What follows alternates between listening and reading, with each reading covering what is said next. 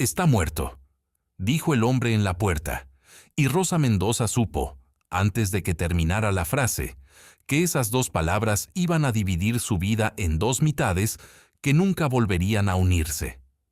Cuéntanos aquí abajo en los comentarios desde qué ciudad nos escuchas. Dale clic al botón de like y vamos con la historia.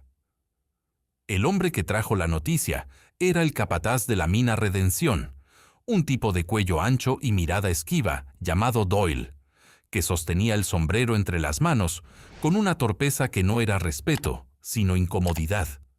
Dijo que había sido un derrumbe. Dijo que los túneles se dieron en la madrugada, cuando los hombres todavía dormían en sus catres. Dijo que encontraron a Andrés Mendoza bajo 3 metros de tierra y viga, y que no hubo sufrimiento porque fue rápido. Lo dijo en ese orden, con esa voz plana de quien ha repetido la misma historia varias veces esa mañana, y Rosa escuchó cada palabra parada en el umbral de su propia casa, con un delantal mojado en las manos, y el olor a café todavía caliente, entrando desde la cocina detrás de ella. No lloró. No entonces. El llanto llegaría más tarde, en oleadas que la agarrarían sin aviso, lavando platos, tendiendo la cama, mirando el par de botas de Andrés junto a la puerta. Pero en ese momento, lo único que sintió fue una extraña quietud, como si el mundo hubiera dejado de girar y estuviera esperando que ella diera el siguiente paso. ¿Y la compensación?, preguntó. Doyle parpadeó. No esperaba esa pregunta. La empresa lamenta profundamente. Empezó con el tono de quien recita algo aprendido de memoria. La compensación, repitió Rosa. Mi esposo murió en esa mina. Hay una compensación acordada en el contrato que firmamos hace 3 años. $20 por accidente en las instalaciones de la compañía. Eso dice el papel.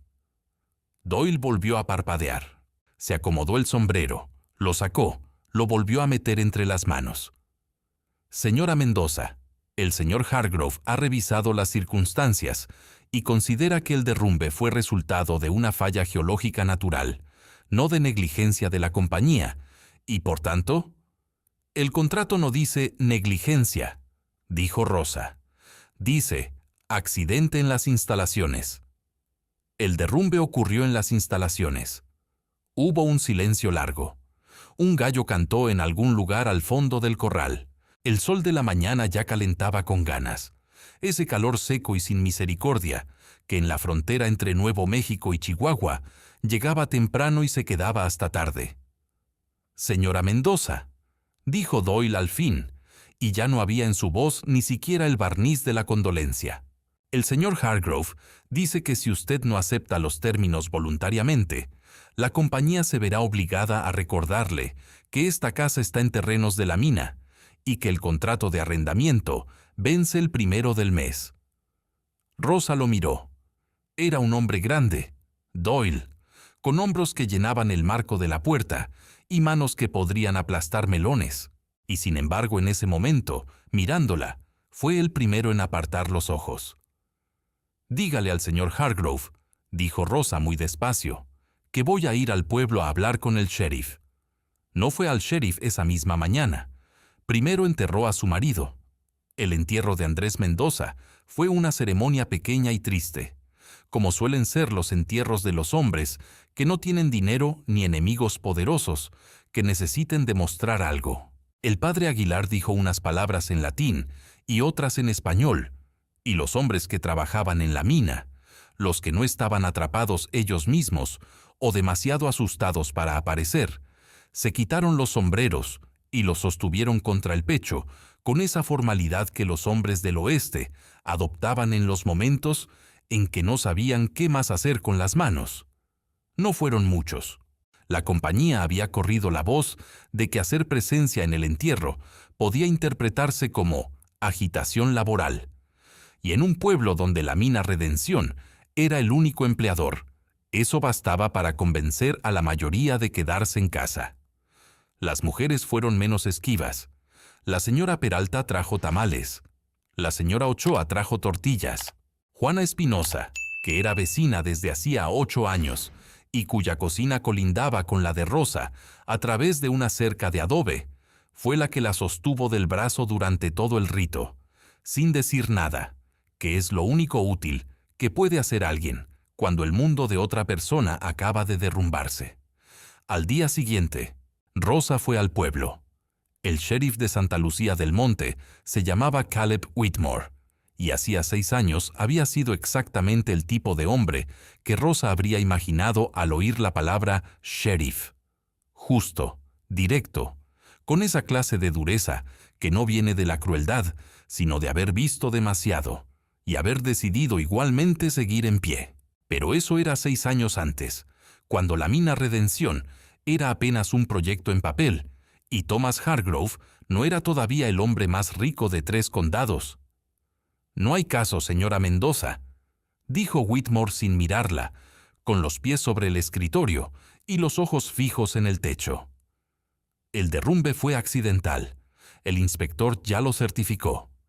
«¿Qué inspector?», preguntó Rosa. «Nadie vino a hablar conmigo». «El inspector de la compañía».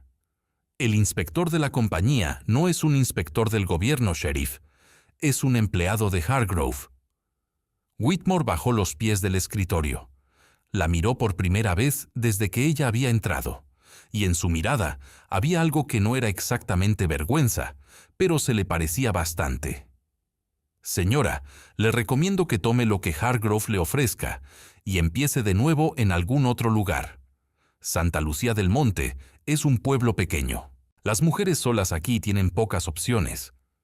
Mi marido tenía un contrato». «Los contratos se interpretan», dijo Whitmore, «y los jueces los interpretan a favor de quien puede pagarlos. Esa es la realidad, le guste o no». Rosa lo miró un largo momento. Luego recogió su bolso del suelo y se puso de pie. «Gracias por su tiempo, sheriff». Intentó con el abogado del pueblo, un hombre de apellido Tremblay, que olía a bourbon desde las 10 de la mañana, y que escuchó su historia con el ceño fruncido de quien está haciendo cálculos mentales rápidos. Tomó sus $2, prometió revisar el asunto, y la llamó querida 2 veces en la misma oración. Nunca volvió a saber de él. Las mujeres de la iglesia, las respetables, las que organizaban colectas y reuniones de costura, se alejaron con esa habilidad peculiar que tiene la gente decente para no estar disponible exactamente cuando alguien más los necesita. No fue crueldad deliberada, fue el miedo, que es a veces más eficaz que la crueldad porque no necesita intención. Y entonces llegó la notificación. Era un papel oficial, sellado con el membrete de la compañía minera Redención, firmado por el propio Hargrove. Decía que el contrato de arrendamiento de la vivienda ubicada en el predio minero número 7 había vencido el 1 del mes, conforme a las cláusulas establecidas, y que se esperaba que la señora Mendoza desocupara la propiedad en un plazo de 48 horas. Decía también, en una postdata escrita a mano en tinta diferente, que la compañía lamentaba los inconvenientes y le deseaba éxito en sus futuros proyectos. Rosa leyó el papel 3 veces, dobló el papel, lo guardó en el bolsillo del delantal, salió al patio y estuvo parada bajo el sol mirando nada en particular durante un tiempo que no supo calcular. Luego entró, sacó la maleta de debajo de la cama y empezó a empacar lo que cabía. No todo cabía. No cabía la olla de cobre que había sido de su madre. No cabían las macetas de barro con las plantas de albahaca. No cabía la mecedora donde Andrés leía los domingos por la tarde. Dejó todo eso. Metió ropa, las fotos, el contrato de la mina, el original que había guardado en el hueco de un ladrillo suelto de la pared, por si acaso. Los ahorros que quedaban, que no llegaban a $20, y la Biblia. Cuando salió, el sol ya bajaba hacia el horizonte sobre los cerros del poniente, tiñendo el cielo de ese naranja encendido que en la frontera siempre parece demasiado dramático para ser real. Nadie la vio irse, o si alguien la vio, no dijo nada. Iba a pie porque la mula se la habían llevado la semana anterior, con la excusa de una deuda pendiente que Rosa no recordaba haber contraído. Caminó por el camino de tierra hacia el norte, alejándose del pueblo, sin un destino exacto en la cabeza, con la maleta pesando cada vez más en la mano derecha. No tenía a dónde ir. Eso era la verdad simple y descarnada de la situación. No tenía familia en el territorio. No tenía amigos con recursos. No tenía dinero para un cuarto en la posada, ni para el tren, ni para nada que costara más que el pan de un día. Lo que tenía era el contrato original, los pies bajo el cuerpo, y la convicción, todavía confusa, todavía sin forma precisa, de que algo en todo esto estaba profundamente mal y merecía algo más que resignación. Caminó hasta que el sol desapareció y el frío de la noche en el desierto alto empezó a morder. Caminó por el camino secundario que subía hacia la sierra, ese que nadie usaba desde que cerraron el antiguo puesto de comercio, porque era camino de nadie que iba a ninguna parte. Las estrellas salieron en cantidad, como siempre en esas altitudes, sin compasión y sin propósito, simplemente ahí. Fue entonces cuando lo vio, en la ladera del cerro, a unos 500 metros del camino, la silueta oscura de una estructura entre los pinos. Una cabaña. Pequeña, inclinada hacia un lado como si estuviera cansada, con las ventanas vacías de vidrio y el techo con un agujero visible, incluso a esa distancia y a esa hora. Abandonada desde hacía mucho, eso era evidente, pero en pie. Rosa se detuvo, miró la cabaña, miró el camino que seguía hacia ningún lugar en particular, miró la cabaña otra vez, luego salió del camino y empezó a subir la ladera. La subida por la ladera tomó más tiempo del que Rosa había calculado. Lo que desde abajo parecía un terreno simplemente inclinado, resultó ser un mosaico de piedras sueltas, raíces de pino que emergían de la tierra como dedos crispados, y tramos de nieve vieja, y apelmazada en las sombras, donde el sol no llegaba nunca. Llevaba la maleta en una mano, y en la otra se ayudaba de las ramas bajas, avanzando despacio, midiendo cada paso en la oscuridad. El miedo era concreto, palpable, miedo a torcerse un tobillo lejos de todo, miedo a lo que pudiera haber adentro de la cabaña. Animales, hombres sin ley, fantasmas de los que nadie en el territorio hablaba, pero todos tenían en la cabeza. Pero el frío que ya calaba los huesos era más inmediato que cualquier miedo, y la necesidad de un techo era más urgente que la prudencia. Llegó a la cabaña jadeando. De cerca era más deteriorada de lo que parecía desde abajo. Las tablas de la pared frontal se habían abierto en varios puntos. La puerta colgaba de una sola bisagra oxidada, y el agujero del techo que había visto desde el camino resultó ser en realidad dos agujeros que habían crecido y se habían unido. Por uno de ellos entraba la luna llena, proyectando un rectángulo de luz pálida sobre el suelo de tierra. Rosa empujó la puerta con el hombro.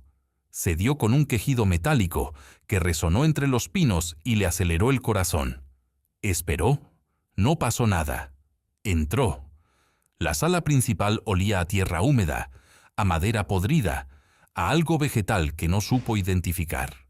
A medida que sus ojos se ajustaban a la oscuridad, la luna ayudaba pero no alcanzaba para todos los rincones. Fue distinguiendo los contornos de lo que quedaba. Una mesa con 3 patas, la cuarta sustituida por una pila de piedras que alguien había colocado con cuidado evidente. 2 sillas, una intacta y una rota.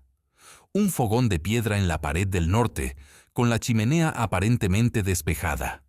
Elevó los ojos y vio las estrellas a través de ella. Y contra la pared del este, bajo un montón de papeles mojados y hojas secas que el viento había traído por el agujero del techo, algo largo y oscuro que tardó un momento en reconocer. Un rifle. Se acercó despacio.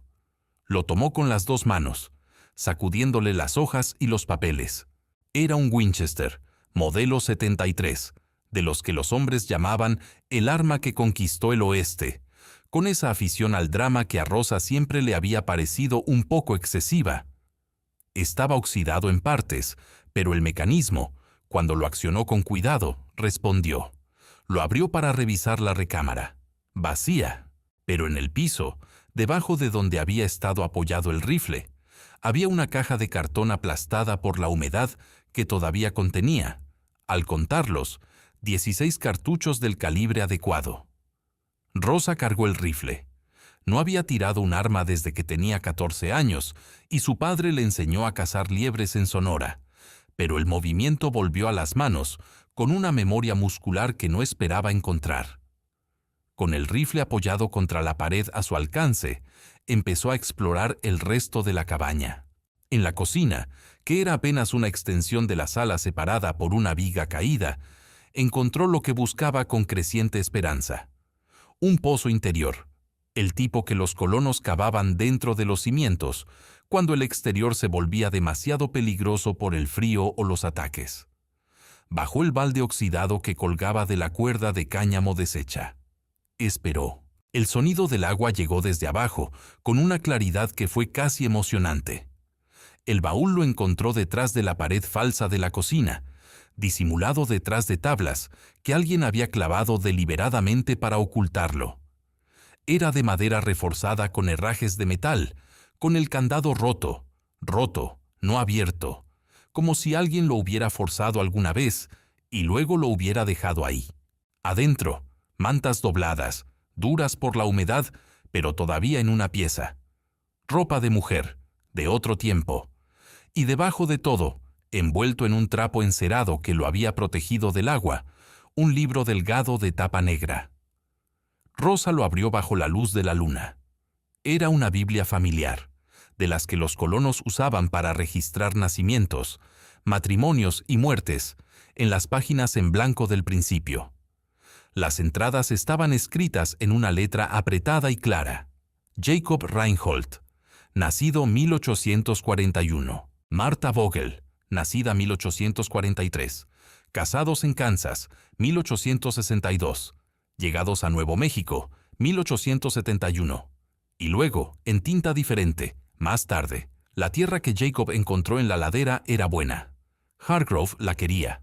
Jacob se negó a vender. Que Dios nos proteja. Rosa cerró la Biblia. La guardó en el bolsillo de la chaqueta, contra el pecho. Pasó las horas siguientes, haciendo lo que podía hacer. Barrió el piso de tierra con un palo que encontró en el exterior. Cargó el fogón con leña seca, que estaba apilada bajo el alero trasero. Alguien había sido previsor, hacía mucho tiempo, y encendió fuego con los fósforos que llevaba en la maleta. La cabaña no era cálida, pero dejó de ser congelante. Extendió las mantas del baúl sobre el piso cerca del fogón. Se sentó. Comió el pan que le quedaba, que era poco. Fue cerca de la medianoche cuando los oyó. Primero fue el sonido de cascos en el camino de abajo, luego voces amortiguadas que subían por la ladera. Rosa apagó el fuego con tierra, aprendido en Sonora, segunda naturaleza, y tomó el rifle. Se colocó contra la pared, al lado de la puerta, en la oscuridad total. Eran 3 hombres, por las voces. Llegaron al claro frente a la cabaña, con linternas de queroseno que proyectaban sombras largas y deformadas entre los pinos. «Luz había aquí», dijo uno. «La vi desde el camino». «Ya no hay luz», dijo otro. «Puede haber sido un vagabundo, o un animal que tiró algo». Hubo una pausa. Rosa no respiraba. El patrón dijo que si alguien se instala en la cabaña, hay que sacarlos. Las órdenes son claras. Son las 12 de la noche, Doyle. Doyle, el capataz, el mismo que había traído la noticia de la muerte de Andrés. Las órdenes no tienen hora, dijo Doyle. Vamos a revisar adentro. Rosa oyó los pasos acercarse. Apretó el rifle. Cuando la mano de Doyle tocó la puerta, habló desde la oscuridad. El primero que entre recibe un cartucho de Winchester en el pecho. El silencio fue inmediato y total. «Hay una señora ahí adentro», dijo una voz con algo que podría haber sido sorpresa genuina. «Una señora con un Winchester cargado», confirmó Rosa. «Y 16 cartuchos. Matemáticamente, alcanza para ustedes 3, y les sobran 13. Más silencio. Luego el crujido de pasos retrocediendo. «Señora», dijo Doyle, desde una distancia mayor que antes. Esta propiedad pertenece a... El disparo de advertencia salió por el agujero del techo. El sonido en la noche serrana fue enorme, y los pasos de los tres hombres se alejaron a ritmo mucho más rápido del que habían llegado. En cosa de 2 minutos, los cascos de los caballos golpeaban el camino de tierra en dirección al pueblo. Rosa bajó el rifle. Le temblaban las manos, las rodillas también, pero eso lo ignoró. Volvió a encender el fuego, porque el frío no esperaba, y la sierra no hacía concesiones. Se envolvió en las mantas. Totien se sentó frente al fogón reconstruido y miró las llamas durante un tiempo largo, con la Biblia de Martha Reinhold apretada contra el pecho y el nombre de Hargrove repitiéndose en su cabeza con la persistencia de una campana que no para. Lo que el capataz había dicho era involuntariamente revelador. El patrón dijo que si alguien se instala en la cabaña, hay que sacarlos. No si alguien roba algo, no si alguien hace daño, si alguien se instala, como si la cabaña, abandonada, destruida, en la ladera de un cerro que nadie usaba, fuera importante para Hargrove, de una manera que no tenía nada que ver con el valor de mercado de las tablas podridas. ¿Por qué? La pregunta la mantuvo despierta hasta que el amanecer pintó el cielo sobre los pinos de un rosado incierto, frío, apenas esperanzador. Los primeros días en la ladera fueron un inventario constante de lo que faltaba y un aprendizaje acelerado de cómo conseguirlo. El agua del pozo interior resolvía lo más urgente. Para la comida, Rosa exploró el bosque con ese pragmatismo aprendido en la infancia en Sonora. En Minso Odin identificó las plantas comestibles que su madre le había enseñado: verdolagas, quelites, raíces de ciertas especies que los colonos anglos ignoraban, pero los mexicanos y los nativos usaban desde siempre. Y usó el Winchester para cazar 2 conejos en 3 días, lo que era un resultado aceptable para alguien que no había disparado en 20 años. El disparo del primer conejo la sorprendió tanto como al animal. Lo mató limpio, de un tiro, y tardó un momento en darse cuenta de que había acertado. Los reparos de la cabaña eran un proyecto mayor, pero los atacó en orden de urgencia. El agujero del techo era prioritario. Encontró en el exterior un montón de tejas de madera que alguien había cortado y apilado y nunca instalado. Y aunque subir al techo con el frío de la sierra era una experiencia que no recomendaría a nadie, lo hizo. El trabajo tomó 2 días y 3 caídas, que afortunadamente fueron más humillantes que peligrosas. Cuando terminó, el techo cubría un 80% de la cabaña, lo que era suficiente. La puerta fue más sencilla. Volvió a colgar la bisagra suelta, con un clavo más grueso que encontró entre los escombros del exterior, y añadió un pestillo de madera que funcionaba con una robustez satisfactoria. Mientras trabajaba, mientras sus manos aprendían cosas que le habían dicho que las manos de mujeres no aprendían, su mente procesaba la Biblia de Martha Reinhold. La tierra que Jacob encontró en la ladera era buena. Hargrove la quería. Jacob se negó a vender. Su marido Andrés también se había negado a vender. No la casa de la compañía, esa no era suya, sino los derechos sobre el sector de la mina que le correspondían por su antigüedad de contrato. Una cláusula pequeña que Hargrove quería eliminar y que Andrés se había negado a firmar 3 veces. La 4ª vez, el túnel colapsó. La 5ª vez, Rosa Mendoza buscó los compartimentos ocultos de la cabaña. Los encontró en el 3er día de exploración sistemática, cuando pasó las manos por cada tabla de cada pared, buscando irregularidades. La más importante estaba bajo el piso de la cocina. 3 tablas que no estaban clavadas, sino simplemente colocadas, sostenidas por su propio peso. Las levantó con cuidado, la lamparina de aceite que había encontrado en el baúl, extendiendo un círculo de luz tembloroso. Debajo había un espacio de quizás 1 metro de profundidad, seco gracias a una capa de grava que alguien había colocado como drenaje, y en ese espacio, envueltos en tela encerada con el mismo cuidado meticuloso con que Martha Reinhold Había protegido su Biblia. Había documentos. Rosa los sacó uno por uno y los desplegó sobre la mesa de 3 patas y media.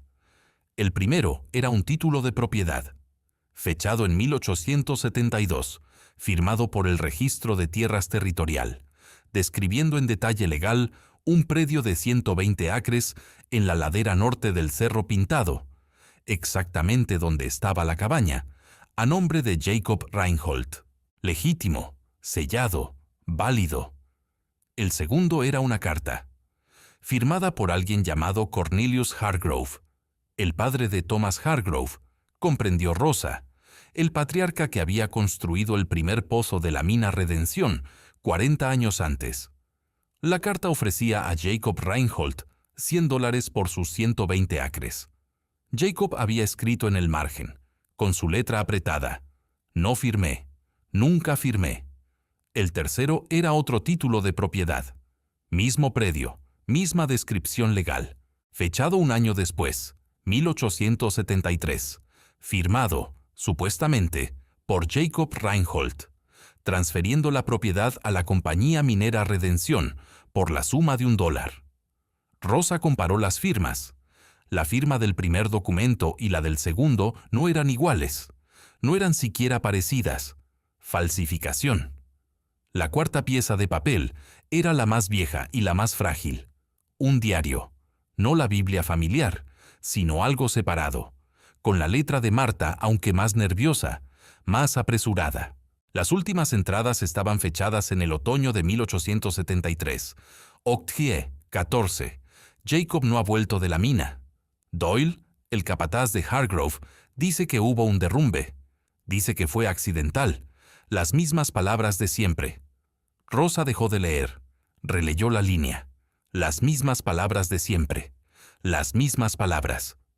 40 años antes, otro hombre había muerto en un derrumbe accidental en la mina Redención, después de negarse a firmar un papel. 40 años después, Andrés Mendoza había muerto en un derrumbe accidental después de negarse a firmar un papel diferente. Ocket. 18. Vine a la cabaña con los documentos. Aquí están seguros. Si algo me pasa, que quien los encuentre sepa que Jacob fue asesinado y sus tierras robadas, y que el culpable fue Cornelius Hargrove. El hijo es igual que el padre. Que Dios perdone a quienes yo no puedo. No había más entradas. Rosa dobló el diario con cuidado. Lo puso junto con los títulos y la carta. Los volvió a envolver en la tela encerada. Los guardó en la maleta, en el fondo, debajo de la ropa. Luego salió al exterior, porque necesitaba el aire frío y el espacio del cielo para procesar lo que acababa de leer. El bosque de pinos estaba quieto a esa hora del mediodía, con ese silencio de la sierra que no es ausencia de sonido, sino presencia de algo más grande. En el horizonte al norte, una franja de nubes se acumulaba sobre los picos más altos, con esa pesadez gris que Rosa, criada en el norte de México, reconoció de inmediato. Nieve. En 2 días, quizás 3. Tenía documentos que probaban un crimen de 40 años y su continuación en el presente.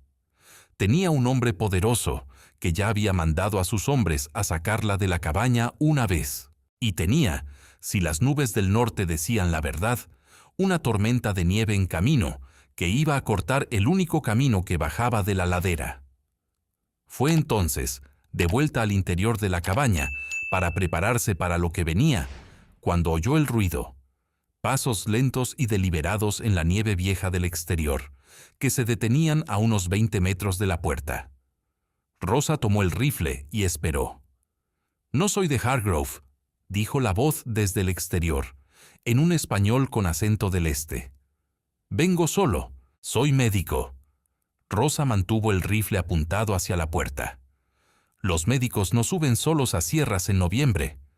«Este sí», dijo la voz. «Me llamo Elliot Marsh.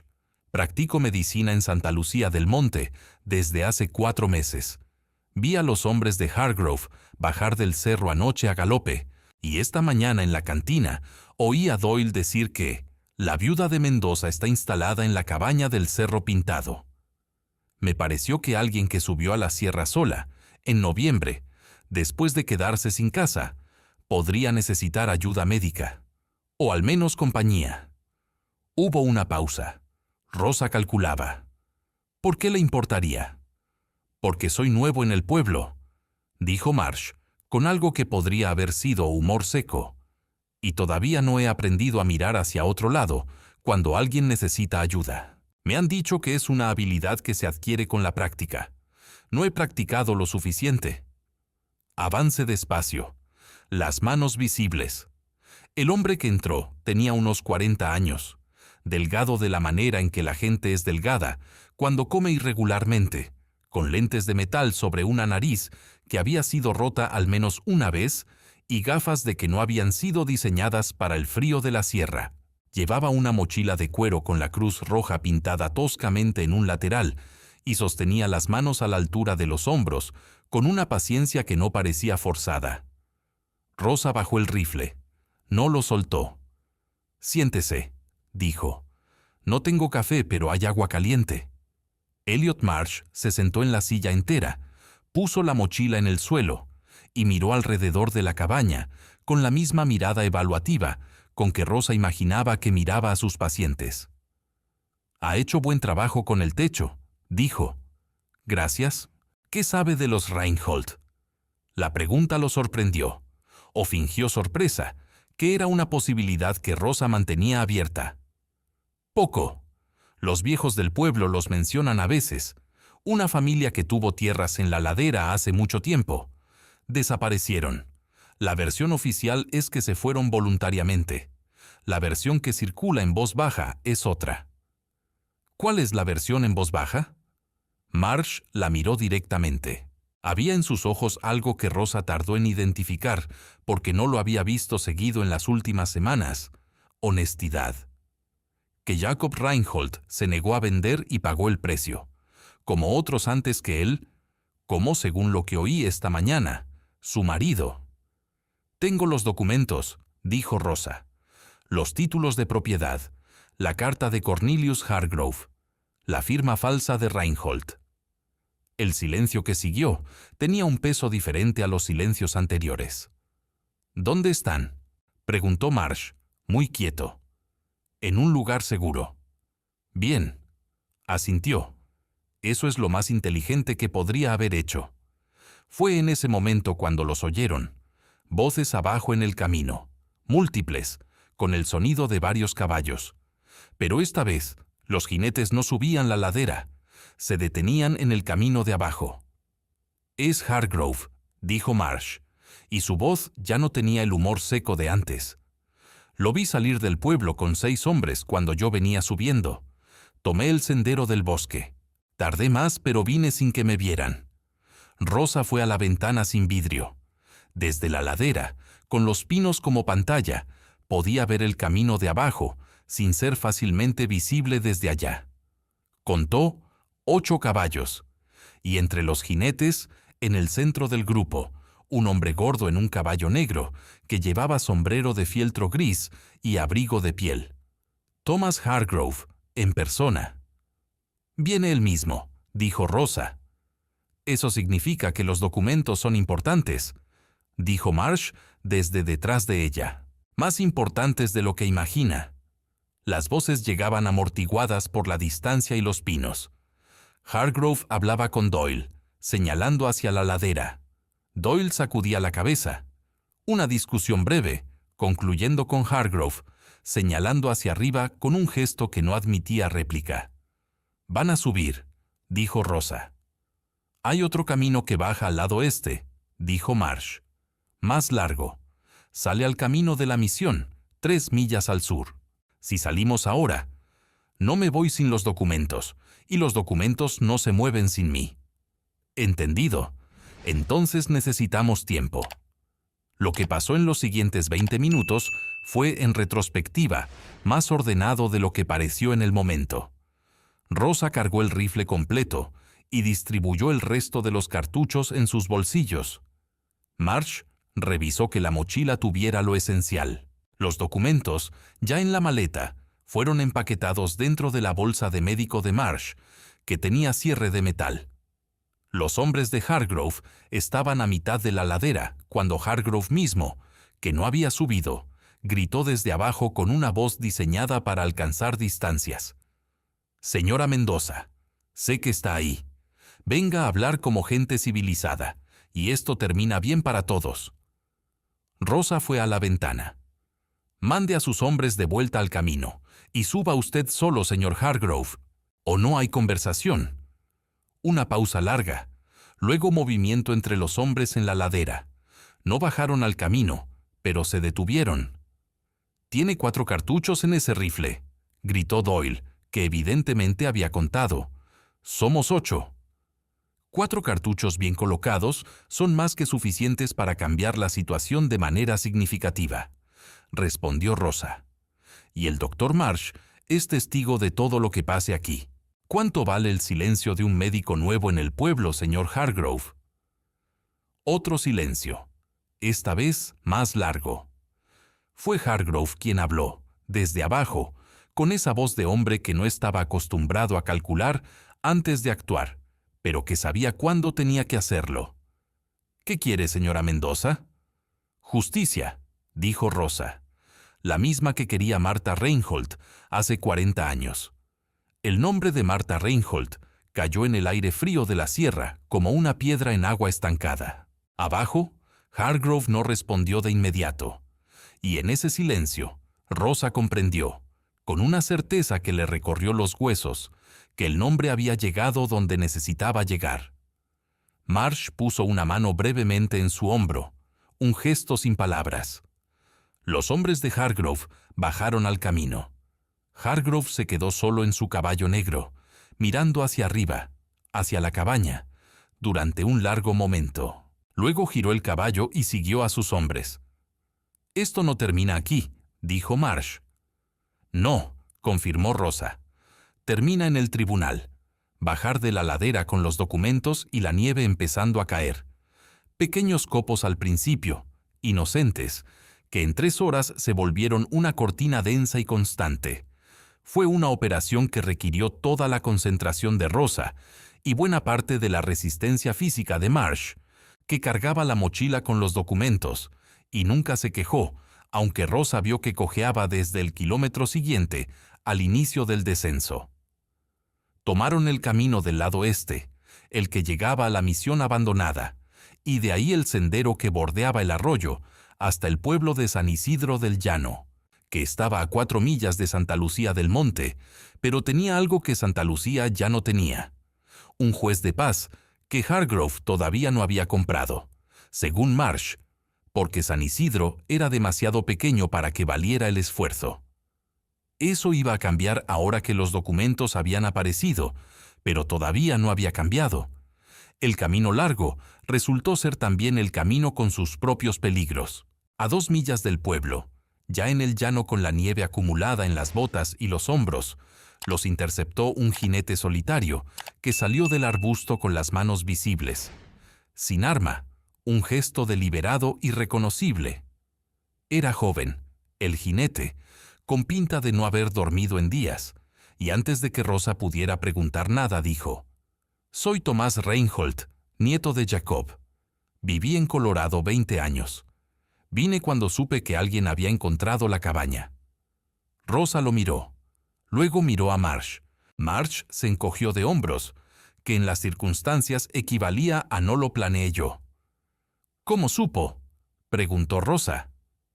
«El telegrafista de Santa Lucía», dijo Tomás Reinhold, «me manda noticias desde hace 2 años, desde que empecé a investigar lo que le pasó a mi abuelo.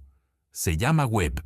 Es el único hombre en ese pueblo que todavía recuerda que hay leyes por encima de Hargrove». El nombre Webb era nuevo para Rosa, pero el concepto no.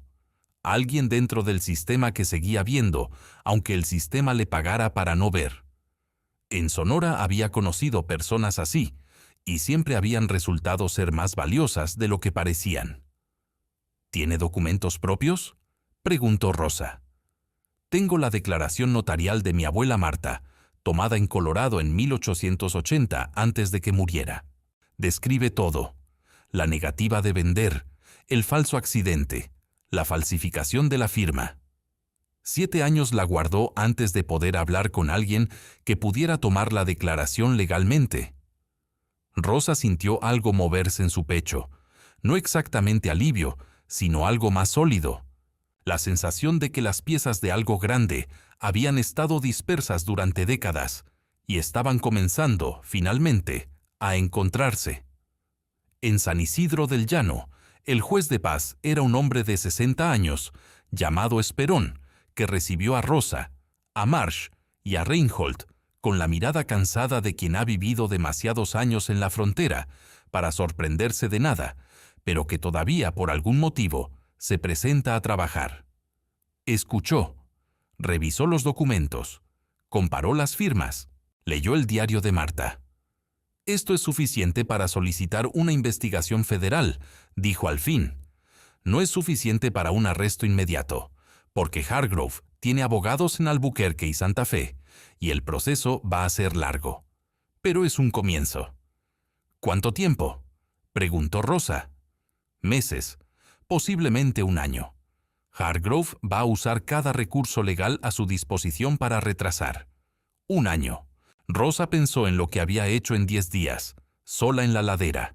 Techo, agua, comida, documentos, un disparo de advertencia, una confrontación con 8 hombres. Un año le parecía largo pero alcanzable. Lo que no le parecía alcanzable todavía era que la tomaran en serio. La dificultad no fue el juez Esperón, que era un hombre razonable. Fue el proceso posterior. El funcionario de registro territorial en Santa Fe que le pidió hablar con su representante legal masculino antes de procesar su reclamo. El alguacil federal al que escribió y que respondió exigiendo 3 testimonios de ciudadanos varones de buena reputación que corroboraran su versión. El abogado de oficio que finalmente le asignaron, un hombre de buena voluntad y capacidades limitadas que le explicó, con genuina simpatía, que su caso era complicado por factores de posición social. Hargrove, mientras tanto, no permanecía inactivo. La campaña de descrédito fue rápida y eficiente, como todo lo que hacía. En Santa Lucía del Monte corrió la voz de que Rosa Mendoza era una mujer inestable que sufría del espíritu, después de la muerte de su marido, que había inventado documentos, que había amenazado con armas a hombres de la compañía sin provocación. 2 testigos que habían visto el reclamo original de Rosa retiraron su voluntad de declarar. La señora Ochoa, que había traído tortillas al entierro de Andrés, le mandó recado pidiéndole que no la mencionara en ningún contexto legal. Fue en esa semana de obstáculos acumulados cuando Rosa volvió al juez Esperón y encontró en su oficina, inesperadamente, al telegrafista Webb. Era un hombre de mediana edad, con los dedos manchados permanentemente de tinta y la postura de alguien que ha pasado décadas sentado enviando mensajes de otras personas sin poder opinar sobre su contenido. Tenía en las manos una carpeta de papel manila. «Guardo copias», dijo sin preámbulo cuando Rosa entró. «Desde hace 2 años. Cada telegrama que pasa por mi oficina, que tiene que ver con Hargrove, con la mina, con transferencias de propiedad. Los originales los enviaba y recibía como era mi obligación, pero guardé copias». Puso la carpeta sobre el escritorio.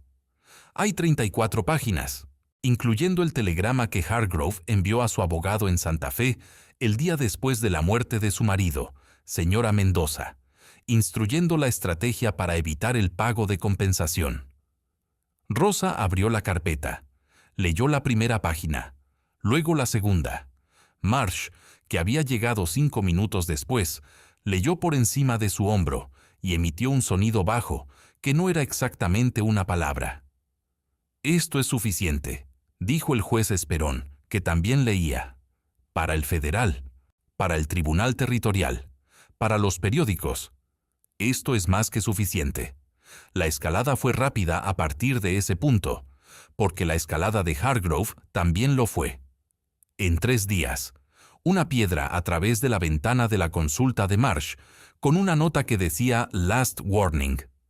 dos de los aliados de Rosa, seguidos abiertamente por jinetes de la compañía, y la noticia de que el alguacil de Santa Lucía, Whitmore, el sheriff que en otro tiempo había sido honesto, había arrestado a Tomás Reinhold por alteración del orden público en un incidente que nadie había presenciado. Marsh tuvo que atenderse solo una noche, después de que dos hombres lo esperaron en el callejón, detrás de la botica, y le dejaron dos costillas rotas y el lente derecho hecho añicos. Se lo contó a Rosa con la misma voz seca de siempre, sentado en su propia silla de examinar, mientras ella le vendaba el torso con más fuerza de la necesaria, porque las manos le temblaban de rabia. «No me arrepiento», dijo Marsh. «Solo me molesta que rompieran los lentes. Son difíciles de reponer en este territorio». «¿Puede viajar?», preguntó Rosa. «Puedo viajar». «Entonces viajamos mañana, a Albuquerque, con todo lo que tenemos». La noche antes de partir, Rosa estuvo un largo rato parada en el exterior de la posada de San Isidro, mirando hacia el norte, hacia la sierra donde la cabaña esperaba bajo la nieve. Pensó en Martha Reinhold, que había guardado los documentos durante 40 años sin que nadie viniera a recogerlos. Pensó en Andrés, que había muerto por negarse a firmar un papel. Pensó en lo fácil que habría sido, en cualquier punto de las últimas semanas, aceptar la oferta que Hargrove había hecho llegar a través de intermediarios. Dinero suficiente para empezar en otra ciudad, lejos, con una condición sola de silencio. Había casi aceptado. Una tarde, sola en la posada, con Marsh en cama y Reinhold en la cárcel y Webb escondiéndose, había estado a punto de escribir una carta diciendo que sí. Había sacado el papel, había agarrado la pluma. Entonces había abierto la carpeta de Webb, buscando algo, y había encontrado, doblado entre los telegramas, una hoja suelta que no había visto antes. Una lista. 20 nombres, con fechas. Todos hombres que habían tenido disputas de tierra con la familia Hargrove. Todos con una nota al margen.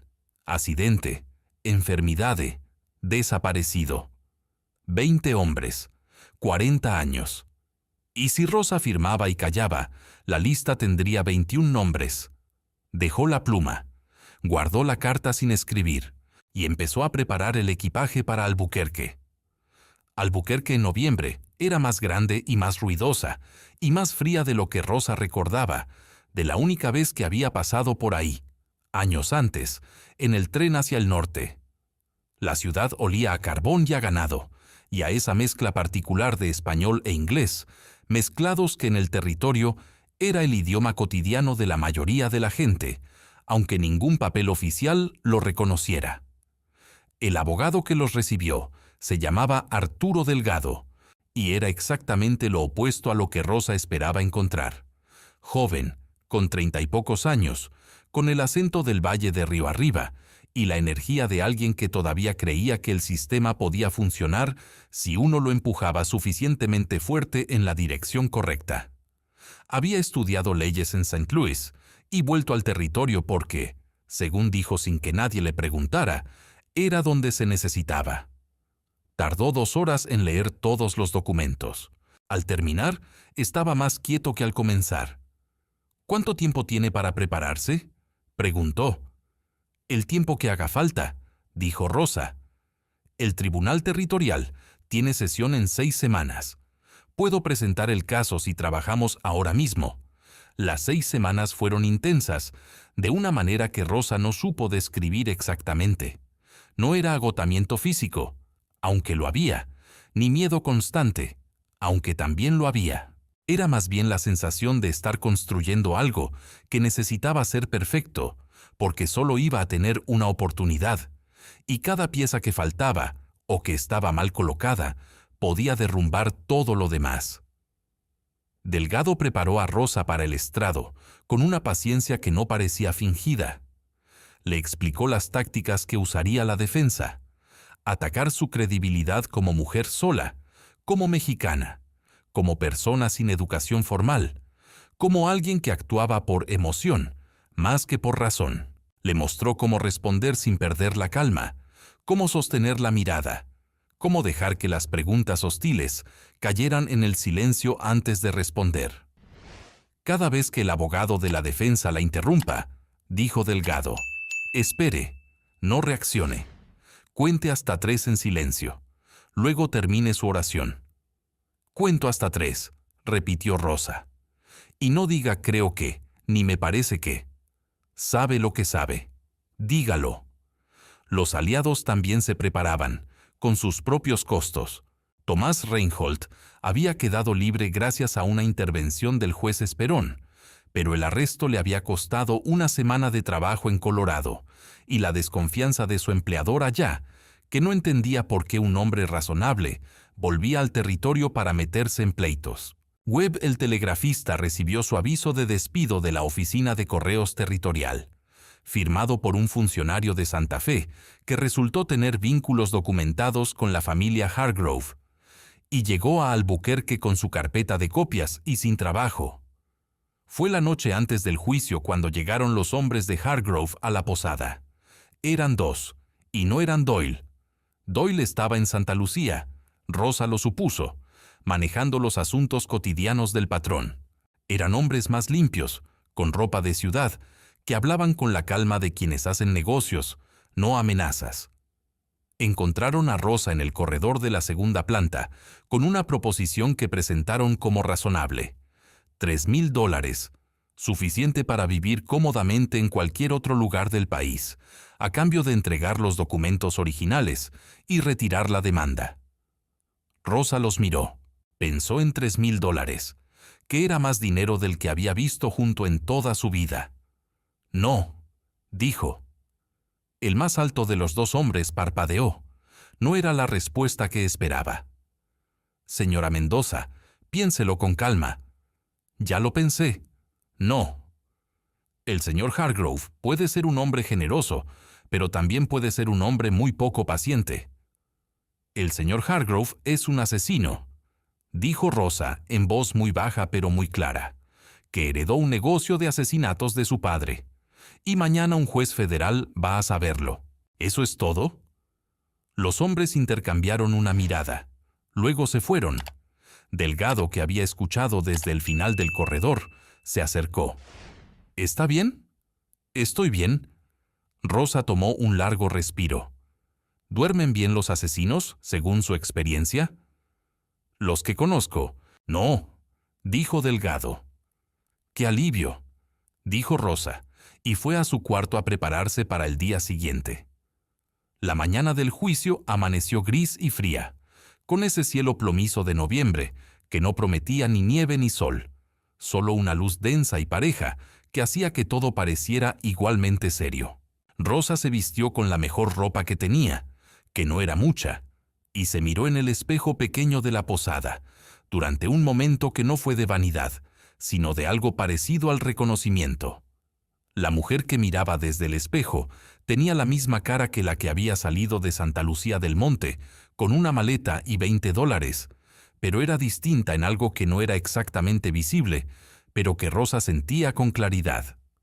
Había perdido muchas cosas, tenía lo que nadie le podría quitar. Bajó al desayuno, donde Delgado, Marsh, Webb y Reinhold la esperaban alrededor de una mesa con café y la expresión concentrada de personas que han dormido poco y están listas para empezar. El Tribunal Federal del Territorio de Nuevo México, Sala 4, estaba lleno a las 9 de la mañana, con una mezcla de público que decía algo sobre la reputación que el caso había adquirido en las semanas previas. Ganaderos, mineros, comerciantes de Albuquerque y también, en las filas del fondo, mujeres. Mexicanas en su mayoría, con niños algunos, que habían venido desde San Isidro y Santa Lucía y otros pueblos del camino. Había un periodista del Daily Democrat con su libreta abierta y 2 del Nuevo Mexicano, que era el periódico en español del territorio. Y en la primera fila de la tribuna, con la postura de quien está acostumbrado a ser el personaje más importante de cualquier sala, Thomas Hargrove, flanqueado por 2 abogados de Santa Fe con trajes de ciudad. El juez federal se llamaba Morrison, era de Ohio, Llevaba 12 años en el territorio y tenía la reputación de ser incorruptible, no por virtud heroica, sino por temperamento. Simplemente no le interesaba el dinero de otras personas. Lo que le interesaba era el orden legal, lo que en las circunstancias resultaba ser exactamente lo que Rosa necesitaba. Los testimonios preliminares tomaron la mañana. El juez Esperón describió las circunstancias del reclamo inicial. El experto en documentos, un especialista traído de Denver por Delgado, comparó las firmas ante el jurado con una paciencia metódica que no dejaba dudas. La firma de Jacob Reinhold en el segundo título de propiedad era una falsificación. Webb presentó sus copias de telegramas, que el jurado recibió en silencio y con atención visible.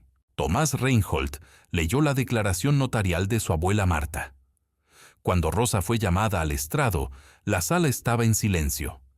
El promotor, un hombre del gobierno federal enviado desde Santa Fe, que no conocía personalmente a ninguna de las partes, y que era por eso mismo exactamente lo que la situación necesitaba, la interrogó con precisión. ¿Cómo encontró los documentos? ¿Qué conocía del historial de la propiedad antes de encontrarlos? ¿Puede describir la conversación con Doyle en el camino de la ladera? Rosa respondió, sin creo que, sin me parece. Lo que sabía, lo dijo. Lo que no sabía, también lo dijo. Y esa diferencia, visible, clara, tuvo su propio efecto en el jurado. Luego vino el abogado de la defensa. Era un hombre competente y cínico, llamado Aldrich, que empezó con la voz suave de quien hace una pregunta de cortesía y gradualmente fue endureciendo el tono. Señora Mendoza, ¿cuál es su nivel de educación?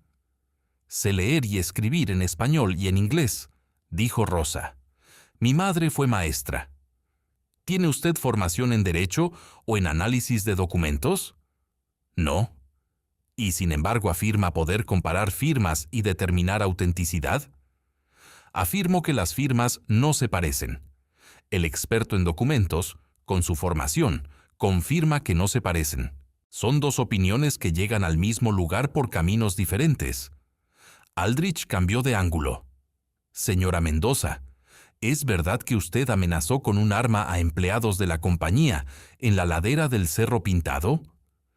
¿Es verdad que disparé una advertencia cuando hombres armados intentaron entrar en el lugar donde yo dormía a medianoche? ¿Y usted sola? En la sierra, considera que tenía derecho. El señor Doyle puede testificar que subieron al cerro a las 12 de la noche con linternas y la orden de sacarme. Yo estaba adentro. No tenía intención de salir. Eso no es amenaza, señor Aldrich. Es defensa propia. Hubo movimiento en la galería. El juez Morrison lo silenció con un golpe seco del mazo. Aldrich intentó 3 ángulos más en los siguientes 20 minutos. La inestabilidad emocional de una mujer en duelo. La posibilidad de que los documentos hubieran sido falsificados por Rosa misma. La ausencia de corroboración masculina confiable para su versión de los eventos. A cada intento, Rosa respondió con la voz tranquila y la mirada fija que Delgado le había enseñado, contando hasta 3 antes de abrir la boca, terminando cada oración sin apresurarse. El momento más difícil fue cuando Aldrich sacó un sobre. «Señorías», dijo, dirigiéndose al juez, la defensa presenta el testimonio de 2 trabajadores de la mina Redención que afirman haber visto a la acusada en posesión de documentos en blanco y tinta en los días previos a su supuesto hallazgo en la cabaña. Era una mentira construida, pero era una mentira con 2 nombres y 2 firmas, y Rosa vio en la cara del promotor federal el reconocimiento de que la situación se complicaba. Fue entonces cuando Delgado se puso de pie. Su señoría, la defensa omite mencionar que los 2 testigos que firma ese documento son empleados directos de la compañía, con contratos renovados específicamente la semana pasada, lo cual el telegrafista Webb puede verificar con copias de la comunicación interna enviada al respecto. Asimismo, solicitamos llamar a un testigo no anunciado, cuya presencia se hizo posible esta mañana. Morrison miró a Aldrich. Aldrich miró a Hargrove. Hargrove no cambió de expresión. «Adelante», dijo Morrison. La mujer que entró por la puerta lateral tenía 70 años y caminaba con bastón, pero lo hacía con la aplomada lentitud de alguien que ha esperado mucho tiempo y no tiene intención de apresurar el último paso. Se llamaba Agnes Whitfield y era la hija de la socia contable de Cornelius Hargrove, el padre, muerta hacía 20 años. Había guardado, en una caja bajo la cama en Denver, el libro de cuentas original de la Compañía Minera Redención del período 1871-1875. En ese libro aparecía un pago de $1 correspondiente a la transacción del predio Reinhold. Y en el margen, con la letra del contador, la nota: precio real negociado, nulo, firmante bajo coacción, archivar con discreción. El silencio que siguió fue de una calidad diferente a todos los anteriores. Hargrove se puso de pie. Su abogado lo tomó del brazo. El intercambio fue breve y en voz baja, pero la sala era lo suficientemente silenciosa para que se percibiera el tono.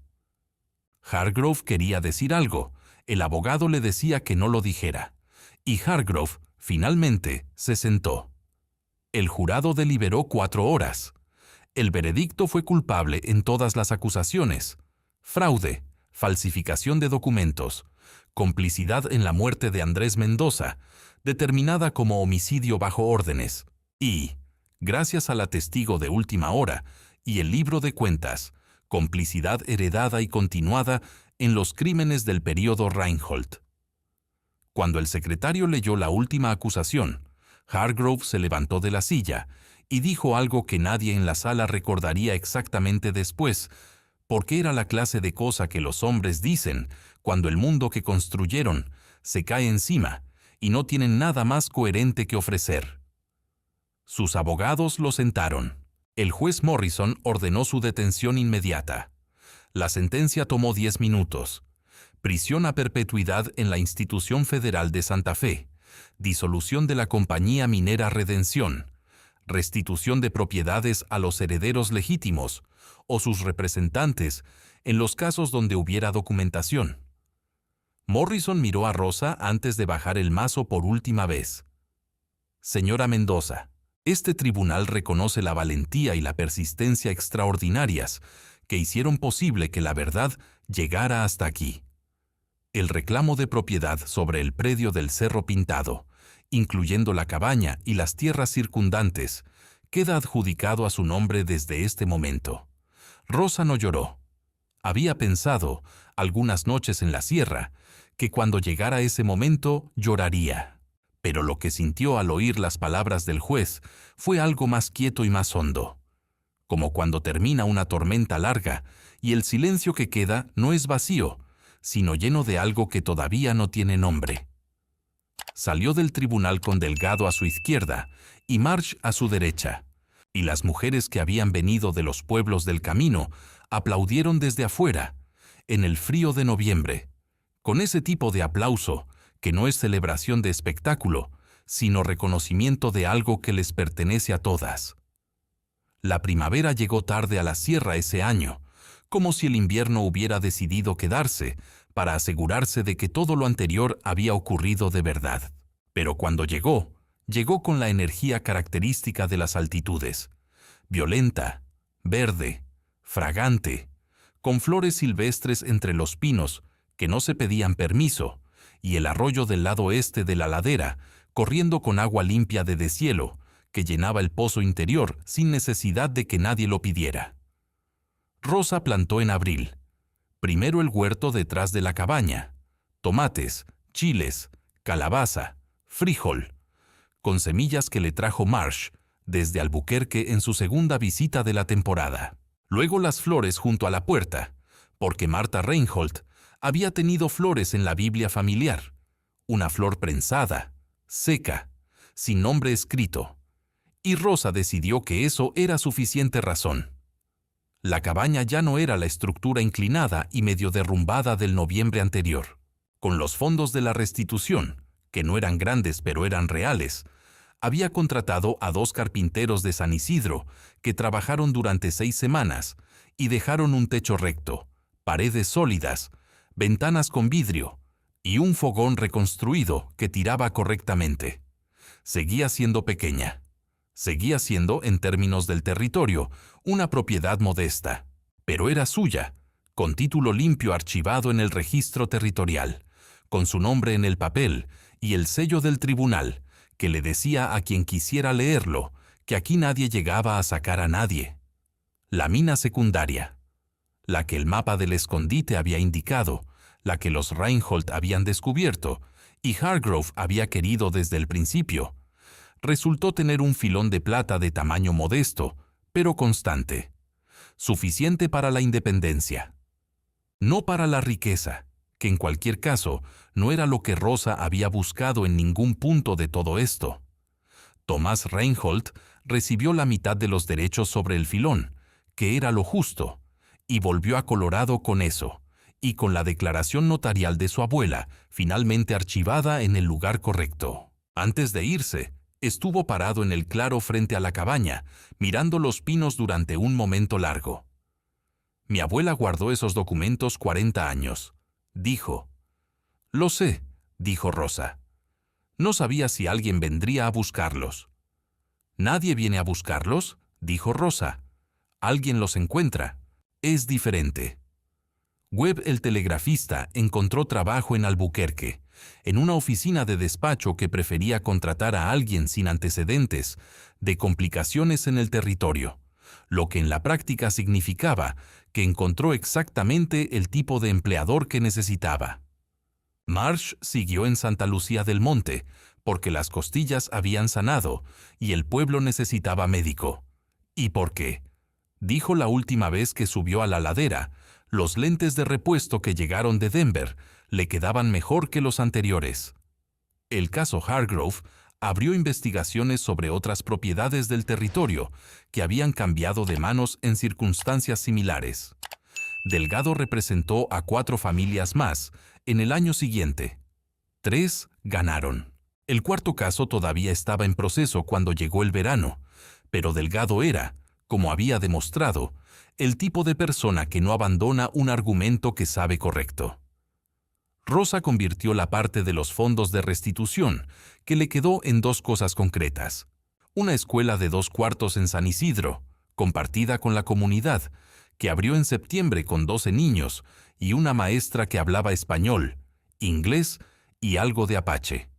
Y un fondo pequeño administrado por el juez Esperón para las mujeres del territorio que necesitaran representación legal y no tuvieran quien la pagara.